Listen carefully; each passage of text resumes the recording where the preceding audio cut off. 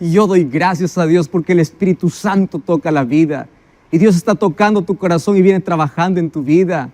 Por eso, si tú ya decidiste también entregarte a Jesús, colocarte en las manos de Dios, ingresa a este link, nuevotiempo.org/yo acepto. Y así como Diego, tú también aceptas ser bautizado, entregarte a Jesús. Y aun cuando no entiendas todas las cosas y lo que eso significa y las cosas que tienes que abandonar en la vida, entrégate a Jesús. Y hoy vamos a abrir la Biblia porque de eso vamos a hablar. ¿Qué significa realmente entregarse a Cristo? La primera promesa que Dios dio a Adán y Eva ya en el jardín del Edén es que de la simiente de la mujer, que luego representaría a la iglesia, vendría el Mesías prometido, quien aplastaría en la cabeza a Satanás. Y a partir de allí, todos sabían que un Salvador vendría para poder rescatarnos. Todas las mujeres querían ser mamás de Jesús. Cada mujer que tenía un hijo, ella soñaba y decía, ¿será este el Mesías? Y sabes que sucedieron 4,000 años de espera. Y después de 4,000 años de espera, Dios elige a una señorita, una muchachita, hija de una familia anónimo.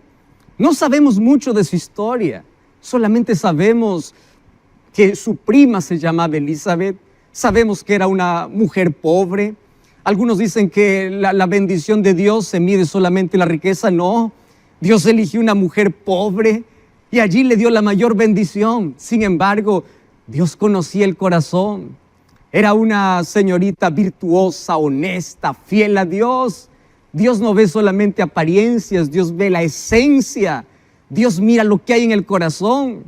Dios no solamente está mirando tus acciones, Dios está viendo tus motivaciones. Hay muchas acciones buenas con motivaciones incorrectas. Hay muchas cosas que se hacen en la vida solamente para impresionar a los hombres y no para agradar a Dios. Y me encanta poder repasar su historia. Lucas capítulo 1, versículo 26. Abre tu Biblia y mira lo que dice, cómo comienza esa historia. Al 6º mes el ángel Gabriel fue enviado por Dios a una ciudad de Galilea llamada Nazaret, a una virgen desposada. Desposada significa comprometida, con un varón que se llamaba José, de la casa de David. El nombre de la virgen era María. Entrando el ángel en donde ella estaba, dijo, salve muy favorecida, el Señor es contigo.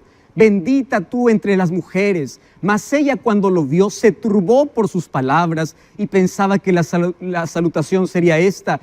Y entonces el ángel le dijo, María, no temas, porque has hallado gracia delante de Dios. Una de las cosas que más me impresiona en esta conversación que tiene el ángel con María es, María, tú eres virtuosa, Dios te ha elegido, pero quiero que sepas que no son por tus virtudes. Cuando María está recibiendo la visita de un ángel y el ángel le dice que era elegida, ella le dice, ¿sabes qué? Es por gracia de Dios. Y es el ángel Gabriel, es el mensajero, aquel que reveló la profecía de Daniela, es el mismo que se aparece allí a María. Y le dice, mira, aunque tú no te has unido todavía un hombre, tú eres todavía una señorita comprometida, eres virgen, pero tú eres la elegida.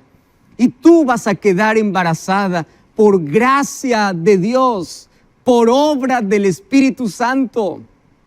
El hijo que tú vas a llevar en tu vientre no es un humano común como todos, es Dios hecho hombre. Ahora, tú sabías que esa noticia podría ser muy bienvenida para una mujer ya casada. Sin embargo, para una soltera, oh querido, esta era la cosa más difícil. Porque esto representaría un juicio, un castigo. Lo que para las mujeres casadas era el comienzo de la felicidad, para María era el fin de su prestigio, era el comienzo de una tragedia. ¿Cómo poder explicar a las personas que es obra de Dios? ¿Cómo poder explicar a la gente que aunque no era casada estaba embarazada y que el Espíritu Santo vino sobre ella? ¿Cómo poder explicar? Nadie va a entender. Pero era Dios quien le llamaba. Y aunque no entendió todo, ella aceptó. Y eso es lo que me encanta de la gente dispuesta. La gente dispuesta cuando escucha el llamado de Dios, aun cuando no entienda todo, no discute con Dios. ¿Sabes? Es muy fácil creer en algo que ya sucedió. Pero qué difícil es tener fe y creer en algo que nunca aconteció. ¿Tú te imaginas a Noé construyendo el barco, allí el arca, diciendo que va a llover cuando ni una gota de agua caía del cielo? La gente lo llamaba loco. Qué difícil es poder escuchar la voz de Dios y obedecer la voz de Dios sin discutir. Y a mí me llama la atención que de toda esta conversación, María hizo una sola pregunta, y ahí en Lucas capítulo 1, allí el versículo 34 dice: entonces María dijo al ángel, ¿cómo será esto? Esa es la única pregunta.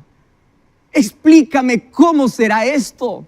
Y la respuesta del ángel es: mira, esa es obra del Espíritu Santo. Y a mí me encanta aquella respuesta. Tú no te preocupes el cómo. Tú deja que el Espíritu Santo haga lo que tú no puedes. Porque quien te cambia, quien hace una obra que tú no entiendes, es el Espíritu Santo. La semana pasada me escribió Mario: pastor, mi vida no cambia, yo tengo odio de mí mismo. Tengo tantas luchas, yo no nací para el cielo. Yo caigo por más que intento sostenerme del brazo de Dios. Yo no puedo, así que yo estoy a punto de desistir. Yo le digo: todavía no has permitido que el Espíritu Santo esté en tu vida, porque el Espíritu Santo transforma. Y me encanta lo que el ángel le dice en el versículo 37, porque no hay nada imposible para Dios. Yo quiero que tú repitas allí en casa. Vamos, yo quiero escucharte. No hay nada imposible para Dios. No puedes dejar el alcohol, no hay nada imposible para Dios. No puedes dejar el cigarrillo, no hay nada imposible para Dios. Estás postrado en una camilla, no hay nada imposible para Dios. Tú crees que no puedes cambiar tu carácter, no hay nada imposible para Dios. Y aunque María no entendió todo, ella estaba dispuesta a aceptar que el Espíritu Santo haría lo que ella no puede, lo que ella no entiende. Y allí viene la oración, allí viene la respuesta. Y cómo me encanta la respuesta de ella cuando dijo: he aquí la sierva del Señor, hágase conmigo conforme a tu palabra.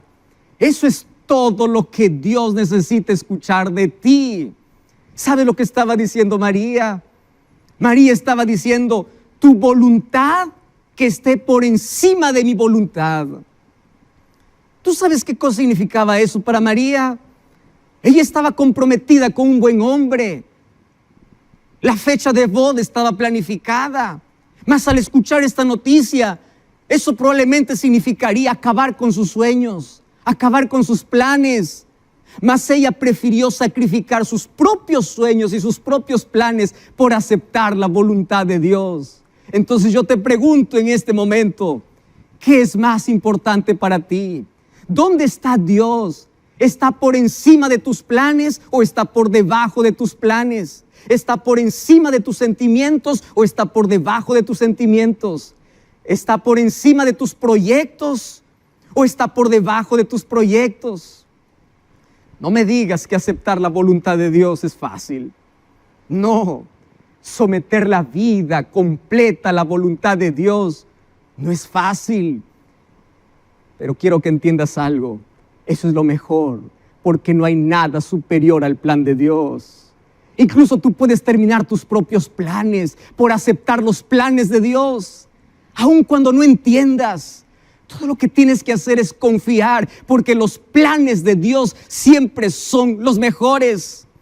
Acepta la voluntad de Dios, acepta el llamado de Dios, acepta la palabra de Dios, aunque eso signifique burla de la gente, aunque los demás te humillen, aunque tengas que perder, como dijo Pablo en Filipenses 3:8, por amor a Cristo mi Señor, lo he perdido casi todo, lo he perdido todo, pero todo lo que he perdido es como basura por el excelso conocimiento de Cristo Jesús. Cuando tú empiezas a contemplar que la voluntad de Dios es superior y empiezas a ver que las pérdidas humanas o las pérdidas que has tenido son insignificantes, porque superior es la voluntad de Dios a tu voluntad, superior es el sueño de Dios a tus sueños. Jesús en la oración nos enseñó a orar. Y allí nos dijo, como parte de la oración, que nosotros digamos, sea hecha tu voluntad. Y yo no entiendo por qué a veces los seres humanos nos frustramos cuando Dios no responde como nosotros queremos, como si nuestra voluntad estuviese sobre su soberanía. Él sabe lo que es mejor. Y hablando acerca de la voluntad de Dios, hablando acerca de poder, aun cuando no entendamos completamente, aceptar la voluntad de Dios, y aunque no sea fácil, es lo mejor. Hablando acerca de voluntad, la Biblia me dice que no solamente debo aceptar la voluntad de Dios, sino que yo debo hacer su voluntad. Y esto es otro paso. Una cosa es aceptar su voluntad y otra cosa es hacer su voluntad. Y el libro de Mateo capítulo 7, versículo 21 hasta el versículo 23 dice así: no todo el que me dice Señor, Señor entrará en el reino de los cielos, sino el que hace la voluntad de mi Padre que está en los cielos. Muchos me dirán en ese día, Señor, en tu nombre profetizamos, echamos fuera demonios, hicimos milagros. Yo les diré, nunca os conocí. ¿Por qué? Porque ustedes no hicieron mi voluntad. La Biblia dice, no todo el que me dice Señor, Señor, sino aquel que está dispuesto a someter su voluntad a la palabra de Dios. Entonces yo te hago una pregunta en este momento. ¿Qué voluntad estás haciendo? Hay muchas personas que no someten su voluntad a la palabra de Dios. Prefieren hacer lo que la iglesia dice, lo que el pastor dice, lo que la tradición familiar dice, lo que la familia dice. Haz la voluntad de Dios, aun cuando el mundo no lo comprenda, aun cuando todos te vean como raro y fanático, aun cuando tus amigos se alejen, aun cuando la familia te dé la espalda, aun cuando la gente te diga, ya eres cristiano, te lavaron la cabeza, ahora eres cristianito con Biblia en mano, aun cuando para la gente tú seas ridículo, acepta la voluntad de Dios. El apóstol Pablo dice que el evangelio es locura para aquellos que se pierden. ¿Sabes una cosa? Es muy fácil, es mucho más fácil tomar el nombre de Dios que hacer la voluntad de Dios. Es fácil acomodar mi voluntad a lo que Dios quiere. Mas cuán difícil es que la persona pueda decir, yo someto mi voluntad a tu palabra. Y para eso, tú tienes que ir en contramano de la vida. Eso no es fácil. Fácil es dejarse llevar por la corriente. Fácil es dejar llevarse por las multitudes. Fácil es dejarse llevar por la corriente del mundo. Pero hacer la voluntad de Dios, no me digas que es fácil. Fíjate una cosa. Hoy las personas se dejan llevar por la corriente, ¿verdad? Lo que todos dicen, lo que todos hacen. Qué difícil es nadar contra la corriente.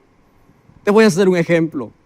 Hoy el mundo, las empresas, en todo lugar, según el calendario por el cual nosotros nos manejamos, todos dicen que los días laborales son de lunes a sábado. Y el día domingo es el día reservado para la familia, si tú eres religioso, para ir a una iglesia. Pero si tú quieres hacer la voluntad de Dios, tienes que ir en contra del calendario humano, en contra de las costumbres humanas. Y tú dices, no, yo voy a trabajar de domingo a viernes porque el sábado dice la Biblia que es el día del Señor. Porque yo quiero hacer la voluntad de Dios. Y ahí vienen las críticas. Tú eres fariseo. Tú eres judío. Tú eres fanático. Nadie entiende que lo que estás haciendo es someter tu voluntad. Estoy hablando para un joven, una señorita, que los demás le miran como extraño y raro y dice, ¿por qué no tienes relaciones sexuales con tu novio? Porque tú dices, yo no puedo tener sexo fuera del matrimonio. Y la gente se ríe de ti. La gente te dice, tú estás loco, estás viviendo en otra época. No es tan fácil hacer la voluntad de Dios, porque para eso significa que tenemos que caminar en contra de las costumbres que este mundo tiene. Es por eso que yo admiro a María. ¿Sabes por qué admiro a María? Lo admiro porque era una mujer entregada. Tenía una vida de comunión. Y eso significa que todo ser humano también puede entregarse a Dios, puede ser fiel. Y cómo me encanta tomar a María como una mujer digna a quien imitar.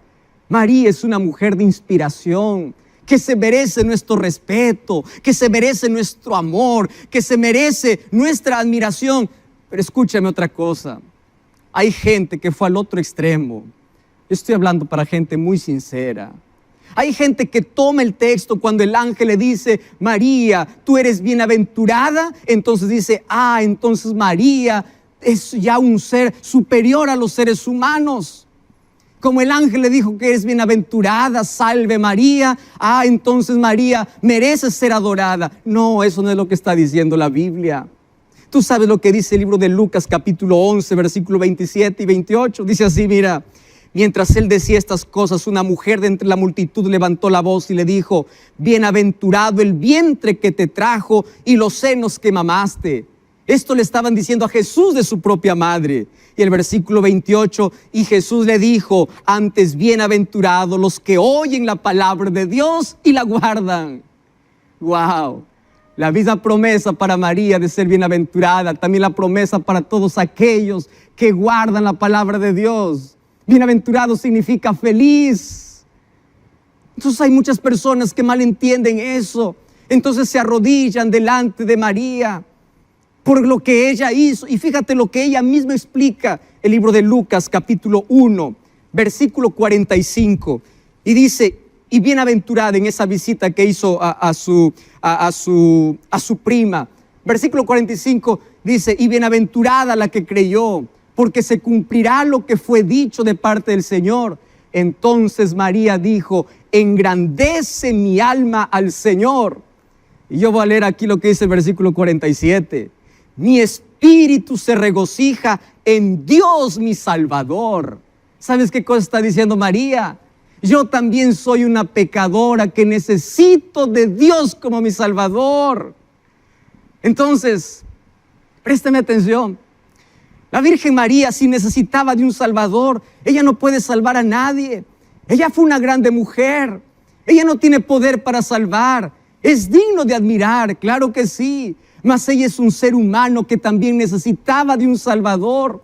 Hay otras personas que dicen, pastor, ella no salva, pero puede ser mi intercesora.